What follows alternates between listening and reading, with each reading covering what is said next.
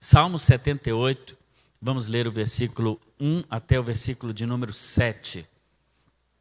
Diz assim a palavra de Deus: Meu povo, escute a minha lei, dê ouvidos às palavras da minha boca. Abrirei os meus lábios para proferir parábolas e publicarei enigmas dos tempos antigos. O que ouvimos e aprendemos, o que os nossos pais nos contaram, não encobriremos a seus filhos. Contaremos à geração vindoura os louvores do Senhor e o seu poder e as maravilhas que fez. Ele estabeleceu um testemunho em Jacó e instituiu uma lei em Israel e ordenou aos nossos pais que o transmitissem a seus filhos, a fim de que a nova geração os conhecesse e os filhos que ainda hão de nascer se levantassem e, por sua vez, os contassem aos seus descendentes, para que pusessem a sua confiança em Deus e não se esquecessem dos feitos de Deus, mas lhe observassem os mandamentos, e que não fossem, como seus pais, geração obstinada e rebelde, geração de coração inconstante, e cujo espírito não foi fiel a Deus. Que Deus abençoe a sua palavra, lida no nosso coração.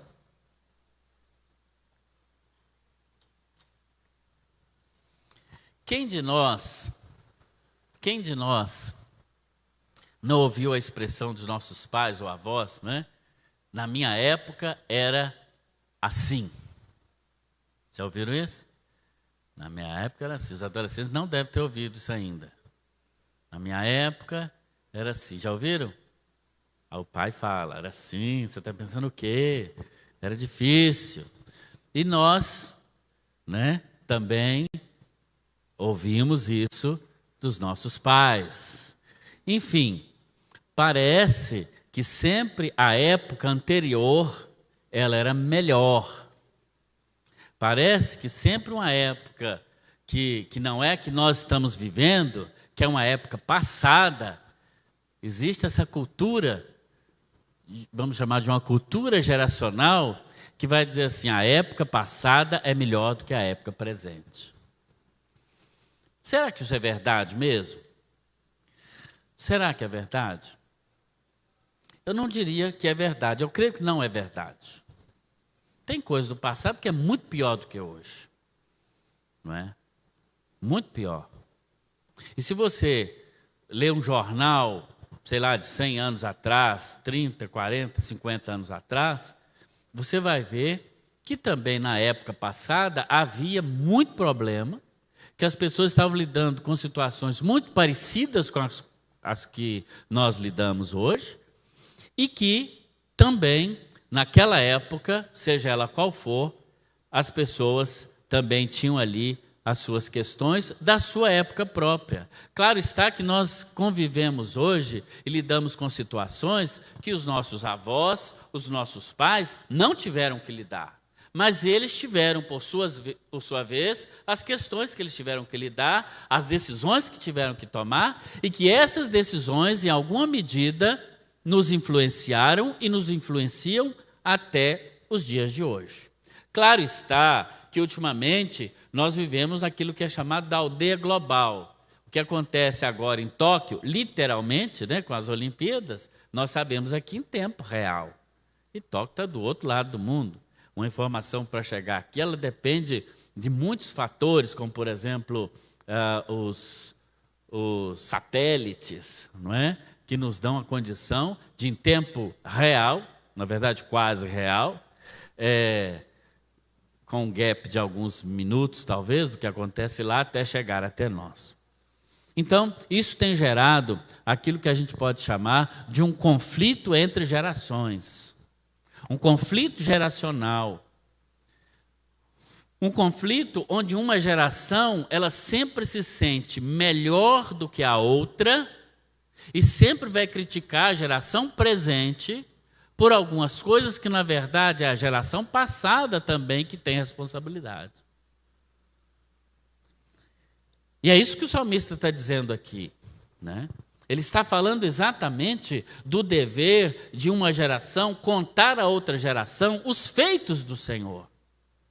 E como isso, em nosso tempo, ele tem feito uma diferença do ponto de vista negativo. E como nós temos colhido, muitas vezes, resultados ruins. Né? Vocês sabem, né? Existe um estudo, eu creio que mais do âmbito sociológico, sobre as gerações que existem e as características que elas têm. Então, hoje, em nome de Jesus, ao contrário do conflito de gerações que possa existir, nós queremos trazer o que a Bíblia apresenta sobre as gerações, sobre o relacionamento entre pais e filhos, principalmente a propósito do Dia dos Pais. Trazer o que a palavra de Deus fala sobre uma aliança entre gerações, um acordo entre gerações, para que as nossas famílias sejam famílias saudáveis, famílias abençoadas pelo Senhor. Vocês sabem dessas gerações, e na verdade não há um consenso sobre as datas que eu vou apresentar aqui, não é? Então relevem esse fato, mas pense, por exemplo, você que nasceu em tal geração, se realmente isso condiz. Eu começo aqui da chamada geração X, que são aquelas pessoas que nasceram entre o ano de 1965 e 1980. Nós temos aí quantos anos? 65 a 80? 15 anos. Então, você veja que o lapso de tempo das gerações, ele é um lapso de tempo que cada vez vem diminuindo mais. O que são essas gerações? Duas premissas, elas fazem que as pessoas estejam dentro do mesmo tempo geracional. Uma delas é a tecnologia. Gerações que lidam com a tecnologia. Quando muda a tecnologia, muda também a geração. Mas não só isso. Além da tecnologia, também os comportamentos, gerações que têm determinados tipos de comportamento. Vocês já pegaram uma foto sua da década de 80? Como é que você olha para aquela roupa, aquele cabelo, aquelas roupas assim, cheias daqueles ombreiras, aqueles cabelos que as irmãs usavam, tudo assim, um tupete assim, já viram? Diferente. Então, fala da tecnologia e fala dos costumes. A primeira delas, então, é a chamada geração X, 65 a 80. Temos um lapso de tempo aí de 15 anos. Né? Quem está dessa geração? Deixa eu ver, 65 a 80. Vamos saber quem são os velhinhos aí, né? Isso. Nós somos, então, os filhos de uma outra geração que veio antes dessa, né? Que é a geração chamada dos Baby Boomers. Baby Boomers seria uma tradução literal dos bebês da explosão de bebês, né? Uma explosão de bebês depois da Segunda Guerra Mundial. Os soldados vinham da Segunda Guerra. Isso é tudo feito por americano, tá? A gente só copia. Na Segunda Guerra Mundial não mudou muito a vida do brasileiro, não, mas mudou lá na América. Então, esses que nasceram depois, né, principalmente de 45, por aí, então tiveram filhos que são a geração X. Os baby boomers são esses que nasceram de 45 para frente, depois do fim da Segunda Guerra. Né? E aí vem para trás as gerações. Essa geração X, que, por exemplo, é a minha, né, é uma geração que não conheceu, por exemplo, o mundo, que conheceu o mundo sem internet, por exemplo. Conheceu a máquina de escrever, nós tivemos acesso a essas coisas. Tinha curso de datilografia, lembra disso? Curso de computação. Né? Aquele, nem sei como é que chamava, aquele disquete, desse tamanho, lembra daquilo? Parecia uma cartolina, você levava aquilo. Então, é essa geração, não é, que é uma geração que tem valores muito parecidos com os valores de anteriormente, não é? Ligados, por exemplo, ao trabalho, à estabilidade no trabalho. Né? Então, a gente pegava a carteira, e às vezes eu pego minha carteira de trabalho, né?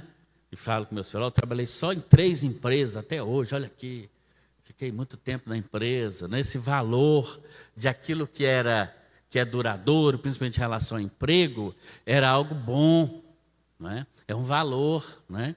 A tecnologia, você tinha um relógio digital daquele caço de japonês, às vezes, muitas vezes falsificado, você achava que você estava no auge da tecnologia. Ou aqueles que tinham uma teclinha parecendo uma calculadora, lembra daquilo? A gente achava que aquilo era o máximo, você ficava expondo aquilo para os outros, né? Uma outra geração que veio depois, a chamada geração Y, 80 a 2000. Repito, essas datas elas mudam de acordo com quem está escrevendo, né? Foi os últimos a conhecer o mundo sem internet, aqueles que nasceram em 1980 até o ano 2000, né? E foram aqueles que tiveram que se adaptar à internet logo depois da saída desse mundo, digamos, não digital, né? A geração Z, né? Talvez a grande maioria hoje, e um desafio muito grande que nós temos que atingir, são aqueles que nasceram entre 2001 a 2010. Deixa eu ver o 2001, 2010. Adolescentes, jovens, muitos aí, né? E esses aqui, nasceram quando? Vocês não nasceram ainda? Fala aí, fala aí. Você nasceu que ano, Marcela? 2007. Então está dentro dessa turma aí, jovens, muitos jovens aí, não é? Estão nessa geração chamada Z, que é a geração que todo mundo está querendo descobrir o que essa turma quer. O comércio, os psicólogos estão aí batendo cabeça, os pais estão aí sabendo, porque é uma geração também transicional. E já existe até a geração alfa, que essa ninguém nem sabe muito sobre elas, nasci de 2010 para cá. Alguns estão aqui, os outros estão lá na coisa, né? É a geração da Bia. Esses já estão totalmente conectados, né? Totalmente. Pega um livro, ao invés dele passar a página, ele quer passar o dedo assim para ver se muda a tela. Não sabe o que é passar assim, página, né? Enfim, essas coisas em si, elas não são boas nem ruins, elas são. E cabe a nós nos adaptarmos. E temos que adaptar. A pandemia nos levou a isso. Até aquelas pessoas mais idosas que estavam, de certa maneira, fora desse mundo digital, têm que se adaptar, ainda que seja para assistir o culto. Tem que ir lá, os irmãos, não é isso? Os irmãos que estão em casa aí, entrar, ir lá, saber o YouTube direitinho, ir lá e clicar lá para assistir o culto. Então, não tem saída. Não tem como a gente ficar olhando para o passado e ficar assim, o passado era melhor. Ou como o povo do Egito olhava para o Egito e dizia, o Egito tinha cebola, o Egito tinha isso, o Egito tinha aquilo. Não.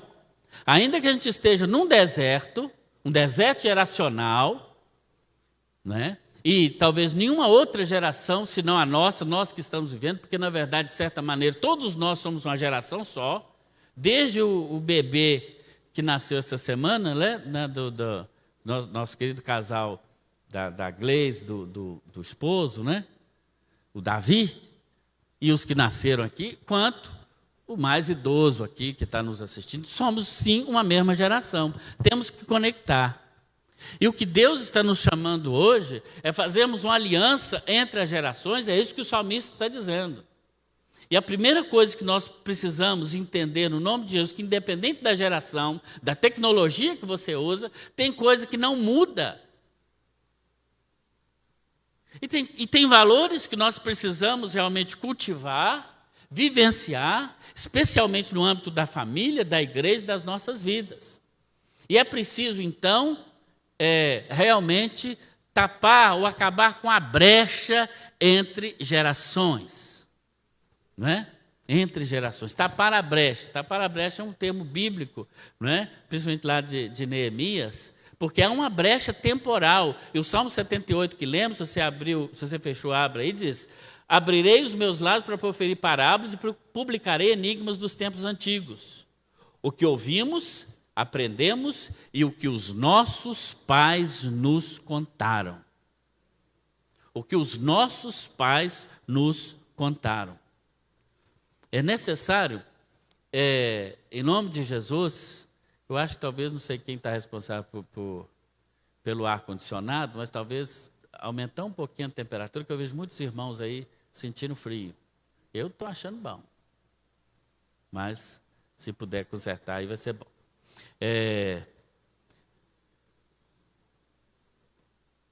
Ouvir o que os nossos pais nos contaram. A tendência da geração posterior também é olhar para a geração anterior e dizer assim, isso é antigo, isso é passado. Aliás, existe hoje não sei se é uma gíria, na verdade um adjetivo, é cringe que fala, vocês sabem, é cringe. Cringe, é isso mesmo? Arthur? Sabe não? É o que, Aninha, cringe? É isso mesmo que fala, cringe? Hã? Não entendi. Cringe está morto? Já morreu antes de eu saber quem era? Ah, que beleza. Não é? Mas parece que o cringe era uma crítica à geração anterior, né? Dizendo, por exemplo, de costumes, não é? E mais também de alguma coisa que é cafona, que está fora de moda, não é? Que já passou, esse já passou, está vendo? O cringe já passou, daqui a pouco vem outra coisa.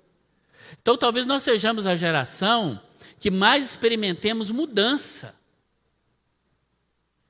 Mudança. Quando você atualiza seu computador, ele já está desatualizado. Quando você comprou um celular aqui, o XP, não sei o quê, que eu nem sei como é que chama mais os celulares, né? A Camila pode nos ajudar nisso aí, né? O celular mais top que tem. Você comprou ele, pois já está sendo produzido um melhor ainda, que você vai ter que mudar. Não é assim? Então, nós, de alguma maneira, temos que nos adaptar à mudança. Mas é importante lembrar o seguinte, há verdades que não saem de moda. Há coisas que não passam por causa da tecnologia. E uma delas é a sabedoria daqueles que vieram antes de nós. É a sabedoria adquirida com o tempo. E a palavra de Deus valoriza muito isso. E aqui nesse versículo de número 3 diz o que ouvimos, aprendemos e o que os nossos pais nos contaram. É preciso valorizar, sem dúvida, o conhecimento, a experiência daqueles que vieram antes de nós. Talvez as nossas mães, né, os nossos pais, não sabem postar uma foto com comentário no Instagram. Talvez não consiga fazer isso. Mas isso não quer dizer que essa pessoa não tenha capacidade de nos instruir e nos ajudar sobre tantas outras coisas da vida, tão mais importantes muitas vezes do que postar foto e botar comentário e sei lá o que mais, e fazer um TikTok e não sei mais o que. Então, é necessário tapar uma brecha geracional que diz respeito a que aqueles que ainda não se apropriaram totalmente da tecnologia da geração seguinte, é como se ele não tivesse mais nenhuma autoridade sobre nada para ensinar absolutamente nada. Essa é uma brecha que precisa ser tapada. Ouvir o que os pais nos contaram. Por outro lado, os pais, os adultos, precisam, em nome de Jesus, ter um olhar de amor, de acolhimento nos jovens e entender que por mais que nós, nossa geração, adquiríssemos uma maturidade maior naquela idade, não é? E eu digo lá em casa sempre, olha, eu comecei a trabalhar com a carteira assinada com 15 anos. Só que hoje eu tenho vergonha disso, porque não adiantou nada. Eu vou aposentar, mudaram o negócio da aposentadoria tudo, eu vou ter que trabalhar mais 10 anos para me aposentar. Não vou aposentar com os 35 que eu achei que eu ia aposentar. O povo muda tudo, né? Enfim, aí eles vão falar comigo, bem feito, eu vou começar com 25 e vou aposentar antes de você. Isso era um valor na minha geração? Bacana. Mas pode não ser para o outro. Então, há um gap, há um espaço geracional que é preciso que também os adultos olhem para os mais jovens e entendam que esse tempo ele tem trazido angústias que o tempo anterior não trazia. Tem trazido instabilidades que o tempo anterior não trazia. É hora de olhar nos olhos dos nossos jovens, dos nossos adolescentes, porque esse também é o mês dos jovens e o mês dos adolescentes, não é isso? Jovens e adolescentes, e olhar que eles também têm as suas dificuldades, têm também as suas questões. E, às vezes, o fato de estar tão ligado nas questões da digitalidade, da internet, fazem deles presas fáceis a tantas coisas que nós não fomos expostos. Talvez um apelido que para nós era uma bobagem, muitas vezes para eles é uma questão que traz um enfraquecimento completo da sua autoimagem, da sua própria estabilidade emocional, levando a situações que nós conhecemos que pode chegar ao cume, ao limite até mesmo da vida. Então, é preciso essa aproximação, essa aliança, tapar essa brecha no nome de Jesus. Talvez nenhuma outra geração teve tanta informação ao seu dispor. Qualquer coisa que a gente quiser saber, esse tal de Google ajuda a gente. O negócio abençoado, até para preparar sermão. Não precisa abrir a Bíblia para ficar procurando nada, não, irmão. Isso é uma beleza, isso é de Deus demais. O capeta não tinha como criar um trem bom desse para a gente, não. Você vai lá, o Salmo 78, já te dá ali várias traduções e tal. Comentário bíblico, está tudo lá. Às vezes alguém chega na biblioteca, tem aquele tanto de livro, você já leu isso tudo? E se eu não li antes, agora que eu não vou ler mesmo. Está tudo pronto. Que coisa maravilhosa, de graça. Tudo bem que você tem umas propagandas 500, você tem que ir fechando aquele trem, mas vale a pena. Nunca a informação teve tão disponível para essa geração. Mas talvez nunca em toda a história ficamos tão sem saber o que fazer com tanta informação.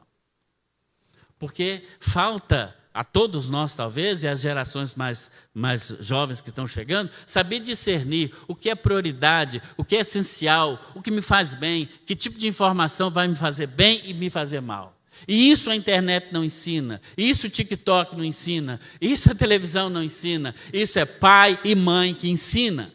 Saber o que é valoroso, o que eu devo escolher, o que eu devo olhar, o que eu devo fazer, onde deve estar a minha atenção, onde deve estar o meu olhar, onde deve estar realmente a minha prioridade. Isso, infelizmente, os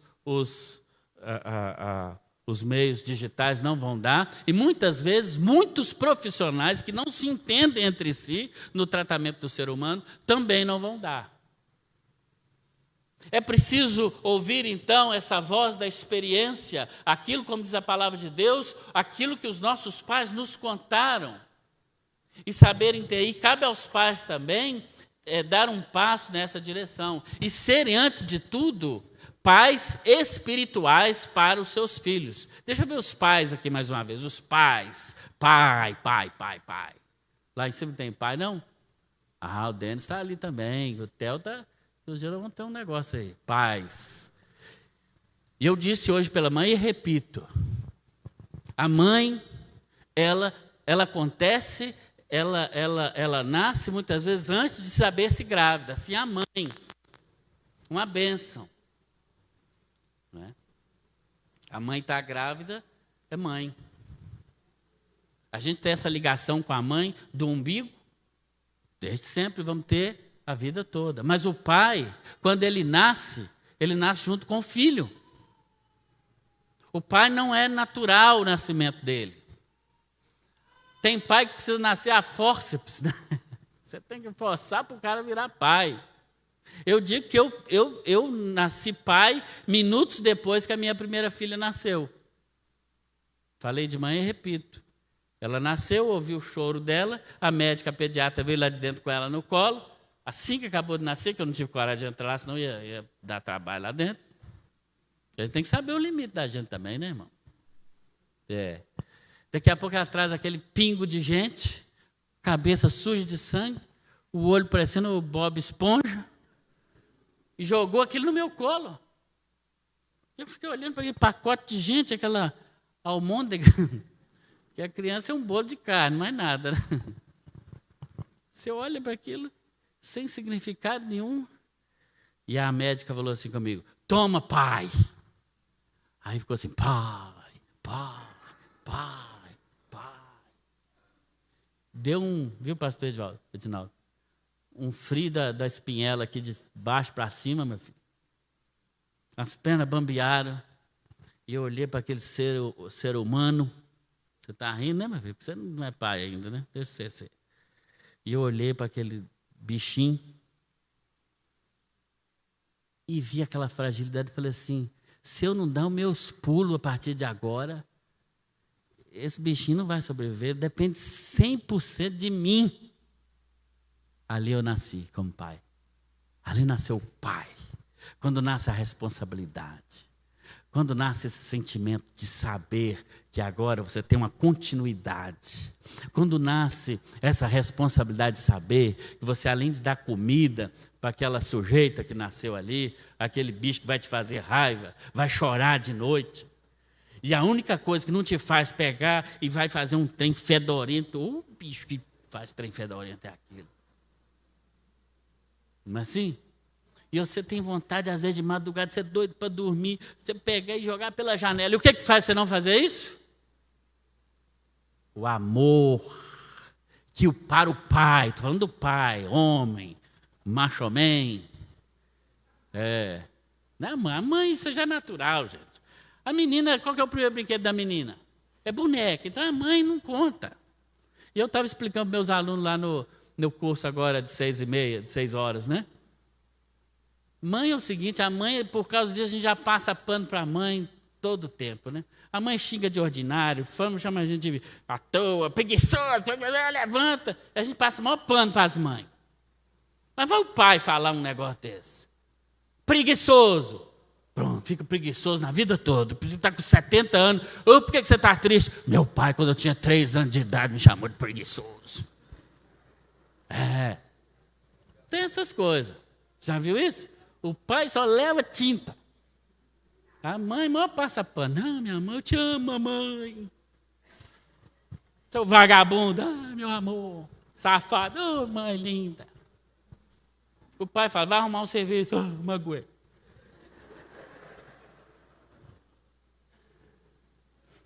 Tem coisa que a gente vai ter muita pergunta para fazer para Deus, né? Ainda bem que vai ter eternidade. Um dia que eu vou pedir um dia inteiro com ele, fazer, Senhor, senta aqui que nós vamos ter uma conversa. Tem muita coisa que eu não entendo. Uma delas é isso. Mas é assim, a relação pai-filho, ela precisa de alguma maneira ser forçada, o pai precisa entrar nesse negócio, tem que participar, não é isso? E o filho também tem que chamar esse pai logo para a parada. Para diminuir essa brecha, esse distanciamento. Porque o que os nossos jovens adolescentes precisam é de mentoria, é de mentores. Na África, certa vez,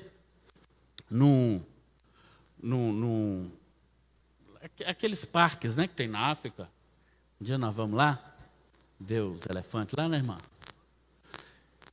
E lá tem, você já viram aqueles rinocerontes? Mas eles estavam descobrindo que os pequenos elefantes, eles estavam morrendo. De vez em quando aparecia um morto ali, outro ali, outro ali, outro ali, outro ali, outro ali. Aí botaram drones, fizeram estudo e descobriram que os elefantes, como os elefantes nasciam e eles eram retirados para tratamento, etc., alguns do convívio da família, os machos, elefantes machos, não reconheciam as suas crias e matavam os elefantes pequenos. Então, os próprios elefantes, os próprios pais estavam matando os filhotes. Então, tiveram que fazer ali um trabalho de juntar a família dos elefantes, porque o pau estava quebrando ali. E deu certo, melhorou a coisa. Porque aí eles começaram a botar os elefantezinhos juntos com o pai. E a maioria das raças de animais do mundo, a mãe é que faz essa tutela, vamos chamar assim. Algumas raças é o pai, inclusive, que choca os ovos, etc.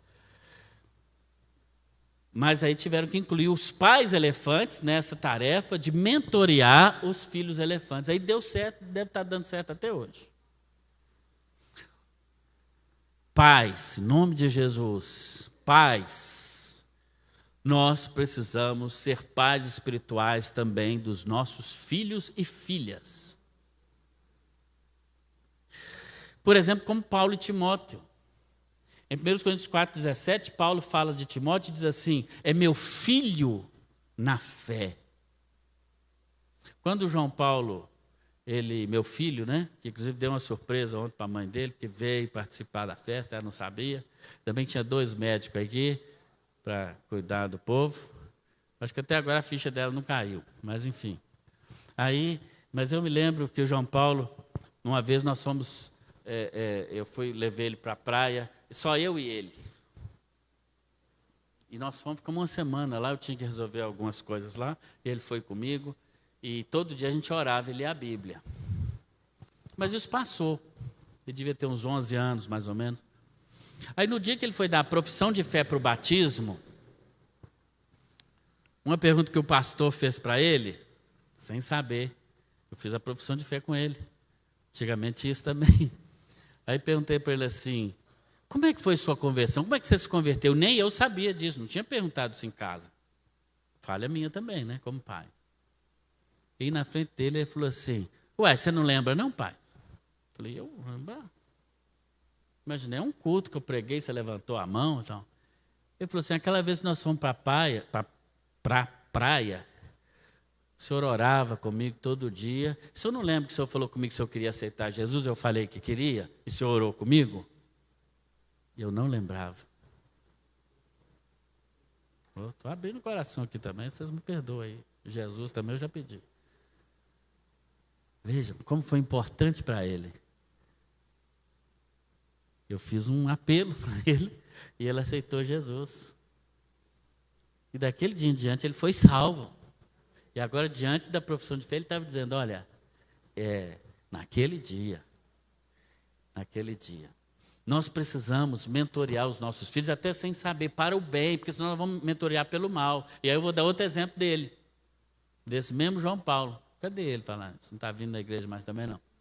Ah, está lá em cima. Muito bem. Isso aí. Na escola, ele era pequenininho. Fomos para a reunião das professoras. Primeiro a professora falou assim: olha, fala com ele, porque é o seguinte, ele pode pedir para ir no banheiro e as coisas, porque ele não pedia, muito tímidozinho, né? Aí eu cheguei em casa e falei: meu filho, você precisa pedir para ir no banheiro. A professora fala que você não pede. Falou: pai, mas eu não tenho vontade de ir. Então não pede, meu filho, velho. Mas foi outra coisa, que a professora contou um caso interessante, que ela estava ensinando sobre o semáforo, o sinal do trânsito. Aqui fala sinal de trânsito mesmo, igual Belo Horizonte. Sinal de trânsito. O paulista fala semáforo. Semáforo. Aí a professora perguntou: quando dá o verde, o que é? Siga. Quando dá o vermelho, o que é? Pare. Quando dá acho que é laranja, né? O amarelo, não sei. Amarelo? Quando dá o amarelo, aí ele gritou: passa rapidinho. Você falou: como assim? Atenção esse. Ele falou: não, é porque meu pai, quando vê esse, ele passa rapidinho.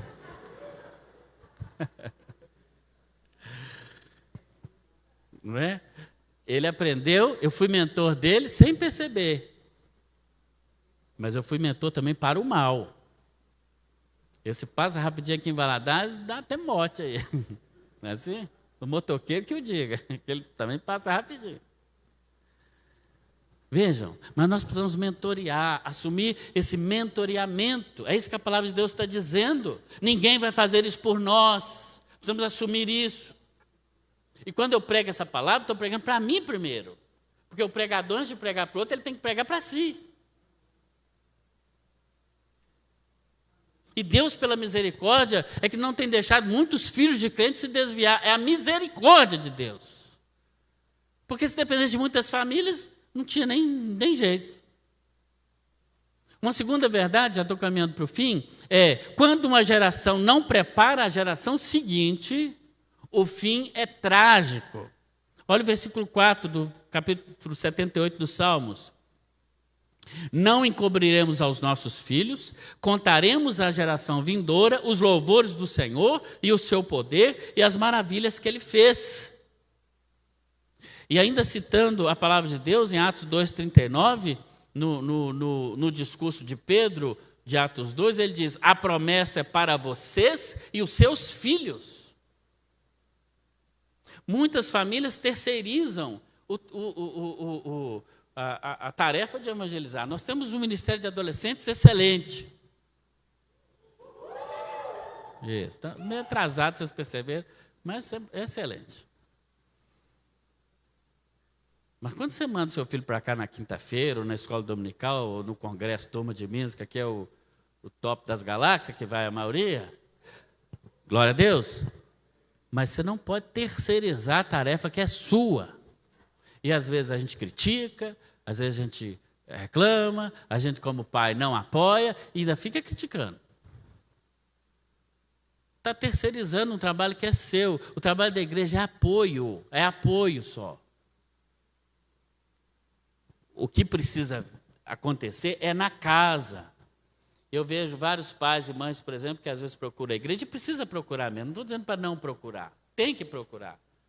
Temos pessoas capacitadas, e o próprio pastor, não é?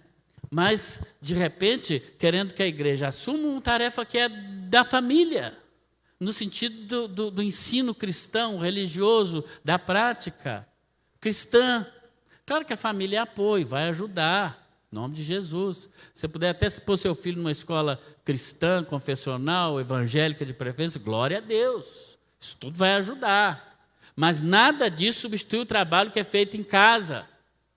No livro dos Juízes, o livro dos Juízes é um livro muito interessante, porque a Bíblia diz assim, que na época dos juízes, cada um fazia o que queria, o que a cabeça mandava. Por isso Deus instituiu juízes. O livro dos Juízes, eu acho que é um dos mais, que a gente mais deixa de lado na Bíblia, é um dos mais importantes. Porque Deus queria ser o rei do povo, o juiz do povo. Mas o povo, diz lá, cada um fazia o que achava melhor. Deus instituiu os juízes para pôr lei. Não adiantou, o povo quis um rei, Deus botou rei e deu no que deu até hoje os reis que nós temos aí. É Deus que quer ser o rei das famílias, da igreja, e pelo menos aqui ele devia ser. Mas olha o que a Bíblia diz no livro dos Juízes, no capítulo de número 2, no início do livro dos Juízes, quando fala que cada um fazia o que queria, Juízes 2:10, diz assim, depois que toda aquela geração foi reunida a seus antepassados, ou seja, que morreram, depois que uma geração morreu, a geração que temia o Senhor, a geração que se lembrava do que Josué falou, a geração que se lembrava que os pais tinham morrido no deserto, mas eles viram água sair da rocha, viram o mar vermelho se abrir, viram coisas maravilhosas acontecendo, diz a palavra, depois que a geração foi reunida a seus antepassados, surgiu uma nova geração que não conhecia o Senhor e o que ele havia feito. Surgiu uma geração que não conhecia o Senhor.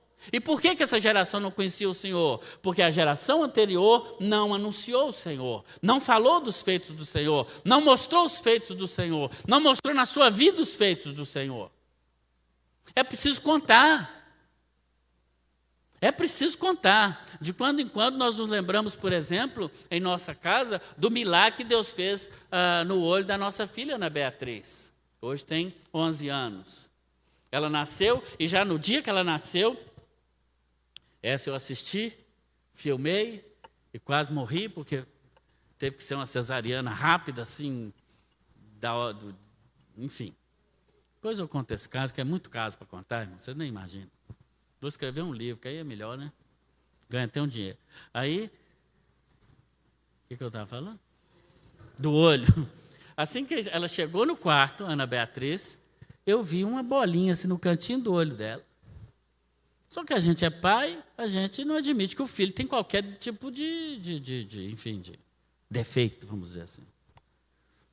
Mas aí, aquele negócio era, na verdade, o entupimento do canal lacrimal, que liga o olho ao nariz. Eu nem sabia que existia isso, mas tem. Um canozinho, um PVCzinho que liga aqui o olho ao nariz. Um escapezinho. E o dela nasceu entupido.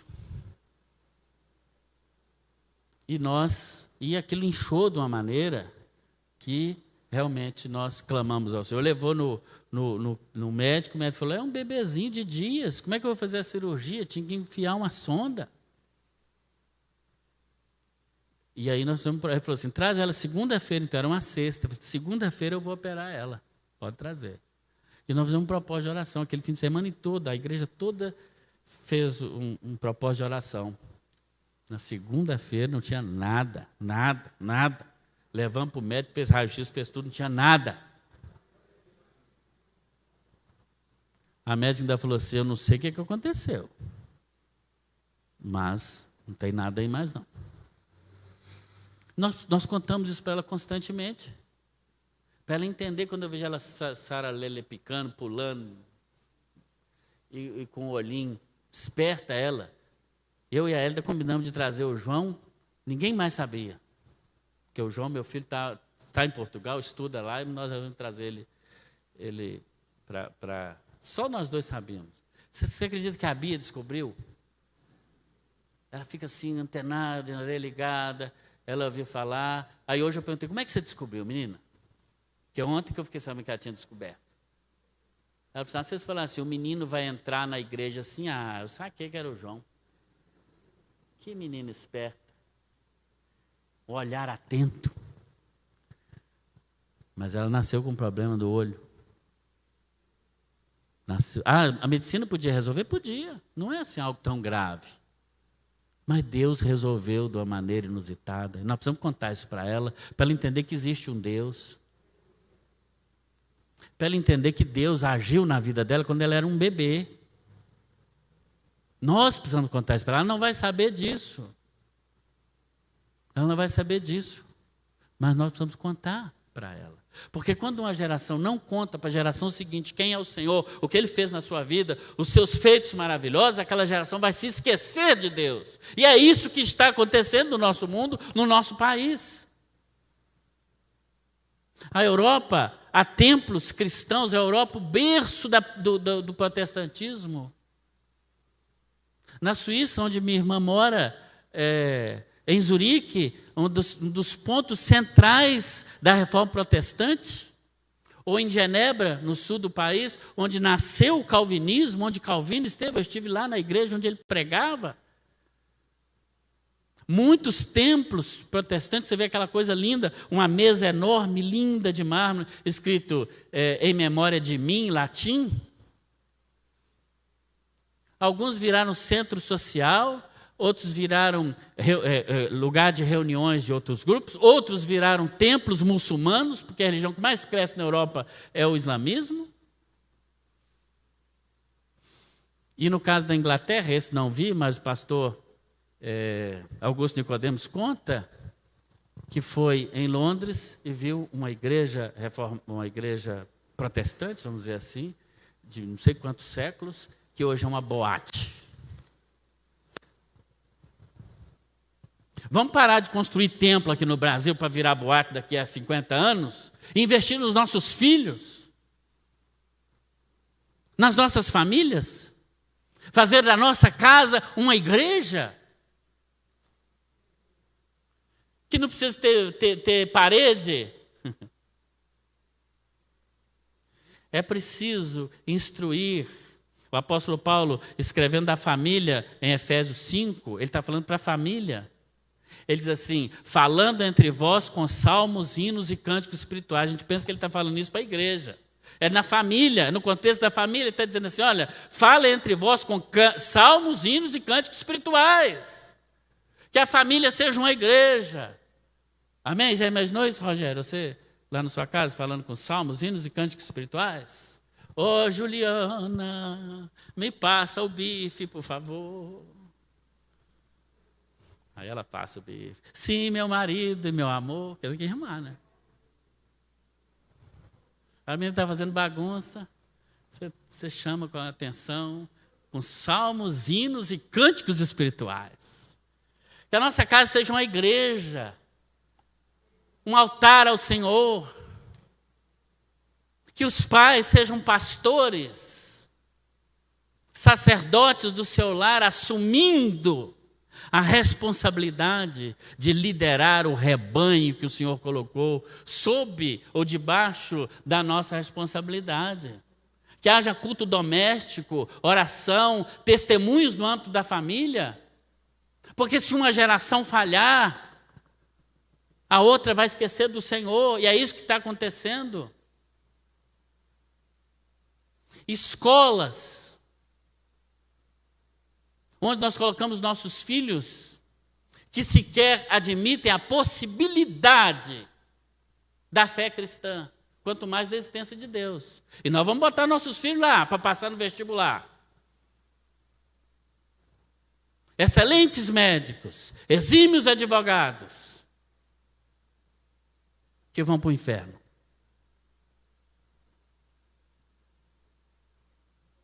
Precisamos criar os nossos filhos para a eternidade e não para essa vida, porque como diz Paulo aos Coríntios no capítulo 15, se esperamos em Cristo apenas nessa vida, somos os mais miseráveis de todos os seres humanos. Precisamos criar os nossos filhos e famílias para estarem conosco na eternidade, no céu, e não afastados de nós. E por último, o que uma geração permitir, o que uma geração permite, admite, a outra geração, a geração seguinte, vai aceitar como regra para si. O que uma geração permite. Estou esperando mudar lá o. Vocês acompanharam. Pode mudar o slide aí, em nome de Jesus, irmão. Você que está aí mudando o slide. Fala com o irmão lá para mudar o slide. Isso. Vamos falar todo mundo isso? O que uma geração permitir, a geração seguinte vai aceitar. O que é permitir? É dizer assim, eu não concordo com isso, mas todo mundo tem o direito de pensar como quer. Isso é permitir. É você não aceita, mas permite. Isso é um perigo. Isso é um perigo. É politicamente correto, vai de acordo com o curso desse mundo, mas não é o que Deus quer. A palavra de Deus é um livro de absolutos. Ela não é um livro de sociologia. Ela é um livro de absolutos. Muito embora ela não seja um livro de pode e não pode. Ela não é isso também não. De regras não. Mas é um livro de princípios. E um princípio ele vale em qualquer época, em qualquer geração, em qualquer situação, em qualquer tempo da história. O princípio é válido. A Bíblia é um livro de princípios. E o que uma geração permite, ela cede por causa dos costumes, dos novos modelos de vida, das novas opções, ela vai sofrer depois. Olha o versículo 6. Aliás, 5 e 6. Ele estabeleceu um testemunho em Jacó, falando sobre Deus, das coisas passadas, instituiu uma lei em Israel, ordenou aos nossos pais que os transmitissem aos seus filhos. E o verso 6, a fim de que a nova geração os conhecesse, e os filhos que ainda hão de nascer se levantassem e, por vez, os contassem aos seus descendentes. Está ali meu tio, Francino. Bem vivido já. Ele vai ser multado, porque já passou dos 80. Irmão do meu pai. Meu pai está com 85. Com Alzheimer, tadinho. Mas foi um homem de Deus. Meu pai, a gente chega lá e fala, pai, vamos orar. Ele não sabe nada, sabe quem sou eu. Ele olha para mim, não sabe quem sou eu. Fica rindo da minha cara. A zoeira ele não perdeu. Como é que tem coisa com Alzheimer não tira, né? Zoeira ele não perdeu. Gosta de zoar e tudo. Mas quando eu falo assim, pai, vamos orar. Ele fica em pé rápido e fecha o olho. E eu vou orando e ele vai falando, amém, amém, amém. Fala, vamos cantar. Firme nas promessas. Aí ele começa a cantar, ainda fazendo o tenor, viu, irmã Nadir? Porque ele cantava o tenor, canta. Ele não canta igual eu.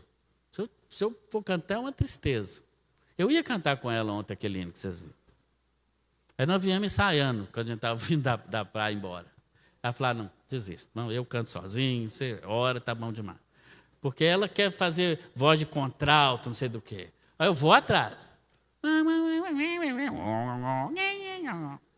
Então, eu falei, não, vamos fazer o seguinte, põe um fone em mim, grava com a voz que eu tenho que cantar, eu ponho um fone que aí eu escuto. Ela falou, não, mexe com isso não. Vamos, cada um na sua, tá certo. Sou Nelson. Meus filhos, já tenho os filhos dos filhos, eu já sou tio-avô, para você ter uma ideia. Mas onde começou isso? Numa cidade aqui perto, não sei quantos quilômetros. Chama São João do Mantena. São João, aqui perto. Um dia um homem se converteu naquela cidade, chamava Pedro Alves de Oliveira. Gente boa. Fazedor de monjolo. Fazedor de negócio de moer milho, aquele troço que roda. Como é que chama aquele? Geoca. Cortador de feijão. Multitarefas. Hoje seria multitarefas, né? E um dia ele tinha uma pergunta da palavra de Deus, e ele foi no padre da cidade e ele não deu resposta. E ele começou a argumentar com o padre falou assim, procura os protestantes. Você está fazendo muita pergunta e eu não sei responder essas coisas. E ele procurou a Igreja Batista de São João do Mantena, está lá até hoje. Teve contato com o pastor Enéas Ferreira Gomes, grande pioneiro da nossa região. E ouviu o Evangelho, foi batizado, lá pelos idos da década de 30. E hoje eu estou aqui como herança disso, meus filhos como herança disso, meus pais e tios como herança disso, meus primos, está ali, minha prima, herança disso, os netos, bisnetos, e quantas gerações vão vir, porque um homem resolveu crer em Jesus Cristo e ter a sua vida transformada, mas ele passou para as gerações seguintes. Todas as manhãs na casa do meu avô, ninguém saía antes que ele lesse a leitura diária da revista da Escola Dominical. Lembra? Existia a revista da Escola Dominical. O Ponto Saliente, você lembra daquilo? Ele lia. E não só lia, ele fazia um pequeno sermão. Ele explicava. Não era nenhum doutor. Sabia ler, escrever, mas tinha um conhecimento da palavra de Deus. De vivência com o Senhor. Que poucas pessoas tinham. Precisa ensinar para a geração seguinte, para que amanhã temos pastores, líderes, homens e mulheres de Deus.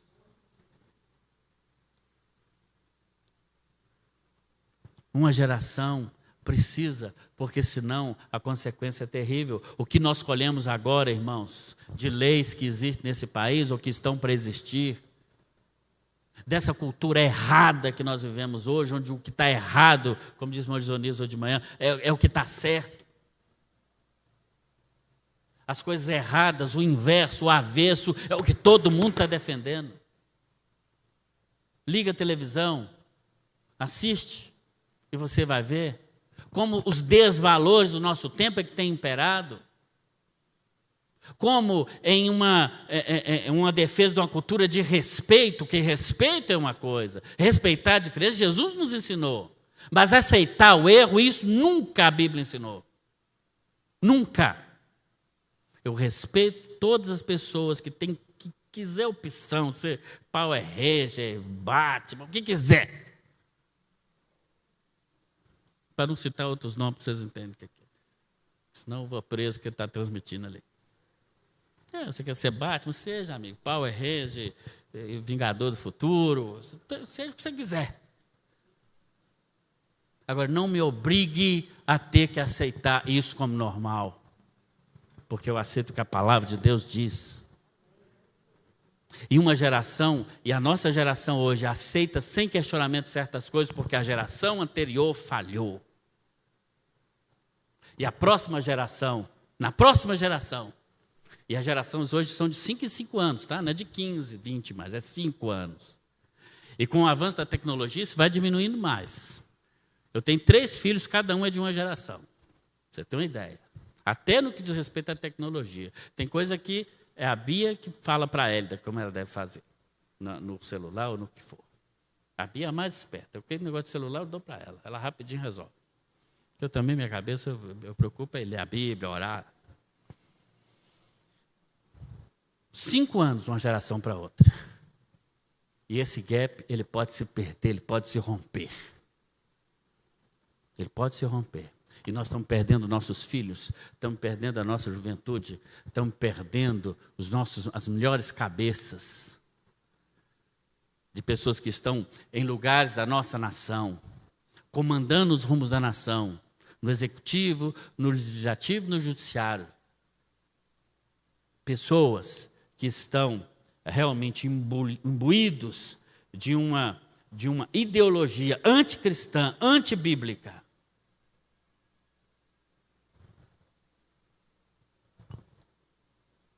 Por exemplo, em relação ao aborto, essa questão que alguns países já resolveram isso e todo mundo bate palma. A gente se alega que tem vida em Marte. Teve vida em Marte. A gente cria organismos para não pisar no ovo da tartaruga, o projeto Tamar, lá na Bahia. Mas a gente mesmo cria lei para matar nossas crianças no ventre. Que mundo que é esse? De jovens desorientados sexualmente. Uma coisa é a exceção. É um jovem olhar para o seu corpo, por exemplo, ou qualquer pessoa, e perceber-se que a sua cabeça não está de acordo com a sua, digamos, o seu fenótipo, né? A sua biologia, enfim. Hã? Isso, ok. Sempre aconteceu, sempre existiu na história. Essas pessoas precisam ser amadas, acolhidas. Ninguém discute isso, o evangelho é amor. Não é isso que tem discussão. Mas é ensinar para as nossas crianças de 5, 6 anos que elas precisam tomar uma decisão. Que o corpo biológico delas não importa. Isso é outra coisa. Nós não estamos falando de exceção. Nós estamos querendo transformar a regra na exceção. Nós estamos dizendo que Deus é mentiroso. Um pastor em Belo Horizonte, essa semana, foi chamado ao Ministério Público para explicar o óbvio. Porque ele disse que menino é menina e né? Menina é menina, não, como é que é? Ajuda aí, gente, que até eu já estou confundindo as coisas. A coisa está feia. Menino é menino. Menina é menina. Nós vamos presos agora. Então tem que mudar. Na Olimpíada lá aparece futebol masculino. Muda. Não parece lá? Vocês viram na Olimpíada? Você quer lá feminino. Muda. Uma coisa é o respeito, é a aceitação da diferença. Isso é bíblico, isso é cristão. Jesus fez isso e nós precisamos fazer em nome de Jesus. Amém? Outra coisa é uma imposição ideológica, maligna, demoníaca, mundana sobre as nossas cabeças e dos nossos filhos que não têm repertório para se defender. E que acontece diuturnamente na mídia, na internet e nas escolas. E nós estamos... pastor, meu filho não crê em Deus, tem que melhorar a escola dominical. Você tem que tomar vergonha nessa cara sua. E assumir de vez a paternidade espiritual desse filho, porque ninguém vai fazer isso para você. Eu não estou fazendo direito nem com os meus, você quer que eu faça com o seu?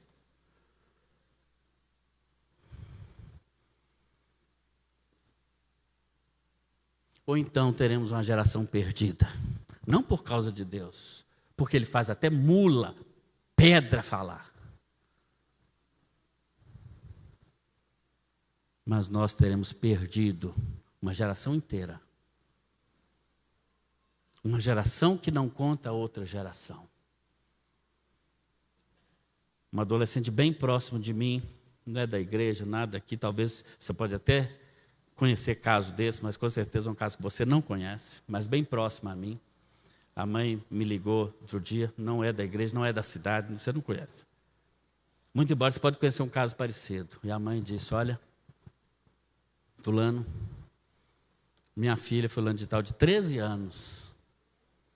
Eu chamei ela para ir para a escola bíblica, ela disse, a Bíblia é um livro retrógrado, mãe. Você crê isso? A Bíblia é da época do dinossauro, 13 anos. Sabe tudo, 13 anos. Sabe tudo.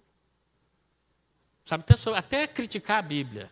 Que nenhum dos grandes cientistas mundiais, nunca ninguém criticou a Bíblia. Muito pelo contrário. Os grandes cientistas do nosso mundo, as grandes descobertas, foram por cristãos que foram feitas. Mas, no alto dos seus 13 anos de sabedoria e de vida, ela disse, a Bíblia é um livro ultrapassado. Um livro da época do dinossauro. E tem mais, eu sou bi.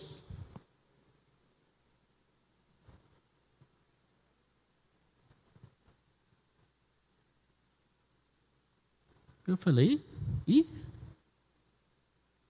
os nossos adolescentes estão sendo ensinados a se assumirem se é bi, LGTB, YZ+. E vão fazer prova de matemática e são reprovados. E você está pagando a escola para ele. É isso que um adolescente de 13 anos, ele tem que se preocupar em se autodeclarar ou se assumir isso ou aquilo? Então para esse mundo que eu preciso descer dele. Essa palavra é para todos, como eu disse no início, para a família inteira, mas principalmente para os pais, homens. Vamos assumir a nossa postura. Vamos estreitar essas gerações. Eu não estou para você chegar no seu filho e dar uma surra nele, não. Não é isso, absolutamente. E nem pagar o sermão, e nem mandar esse link para ninguém que precisa ver, não.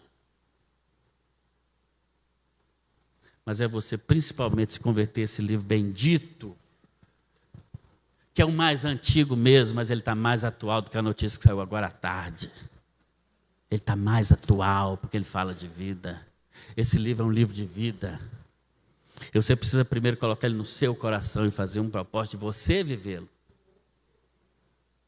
Porque aí você vai ter vida para derramar vida na vida da sua família, dos seus queridos, no nome de Jesus. Deus nos dê sabedoria, Pai. Quando nós falamos dessas coisas, o Senhor sabe que a gente está falando é para a gente mesmo. Dias tão difíceis, Senhor. Temos vivido dias tão difíceis. Sofrimento para todos. Deus, ser com os nossos adolescentes, os nossos jovens, com essas incertezas desse mundo, Senhor. Imagino como ser difícil para eles ver sobre essa pressão de também um mundo, um sistema que quer dizer a eles como eles têm que ser e às vezes achando que sendo assim um assado é que eles estão sendo livres e não estão, Senhor. Muito pelo contrário, estão sendo colocados numa caixinha para pensar igual todo mundo. A liberdade está no Senhor, está na Tua palavra. Nós declaramos isso, tomamos posse disso e pedimos, ó Deus, que no nome de Jesus, essa palavra, ela permeie a nossa vida. Essa palavra tome a nossa mente. Que nós pensemos de uma maneira bíblica, Senhor. Que nós vivamos de uma maneira bíblica, ó Pai. Deus, tenha misericórdia das famílias, Senhor, no nome de Jesus, dos pais, Senhor. Deus, restaura, Deus, o nosso sacerdócio no seio da nossa família, na liderança que o Senhor colocou sobre nós, Pai. Que nada, que nenhum avanço da tecnologia, nenhum avanço sociológico, nenhum espaço que possamos ter perdido ao longo dessa jornada possa tirar de nós aquela autoridade que a Tua palavra nos deu, uma autoridade de amor, uma autoridade sacrificial daquele que se dá como Jesus se deu pela igreja. Tem misericórdia de nós, pais, tão perdidos, às vezes, nesse mundo que muda tão rápido e nós não conseguimos mudar, muitas vezes, nos adaptar às necessidades das nossas esposas, Pai bendito. Perdoe-nos por falhar tanto com elas, Senhor, mas restaura casamentos aqui hoje à noite também, em nome de Jesus. Deus, nos perdoe sermos tão falhos com os nossos filhos. Oh Deus, mas sabemos que o Senhor é o Pai por excelência, é o Pai nosso, que está no céu, como Jesus nos ensinou a te chamar. Ó Pai, tenha misericórdia dos pais, dos homens desta igreja. Ó Pai, assim como o Senhor amou o mundo, nos ajuda a amar nossas esposas, nossos filhos e filhas, mas amar principalmente ao Senhor e a sua palavra. Oh Deus, Pai, venha trazer essa aliança de gerações, venha restaurar a aliança entre nós, em nome de Jesus. Quem concorda comigo vai falar amém, ficando em pé, ficando em pé. Quem concorda? Em nome de Jesus, glória a Deus.